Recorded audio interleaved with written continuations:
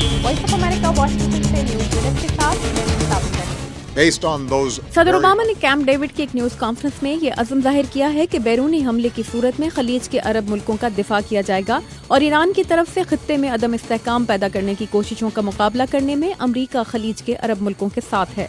सदर ओबामा ने खित्ते के लिए बैलिस्टिक मिसाइल दिफाई निज़ाम और मुश्तरका फौजी मशकों में इजाफे का ऐलान भी किया। नेपाल में इमदादी कार्रवाइयों के दौरान एक हफ्ते कबल हादसे का शिकार होने वाले अमरीकी फौजी हेलीकॉप्टर का मलबा तलाश कर लिया गया है। इमदादी टीमों को 3 अफराद की मस्कशुदा लाशें भी मिली हैं। हेलीकॉप्टर में 6 अमरीकी और 2 नेपाली फौजी सवार थे।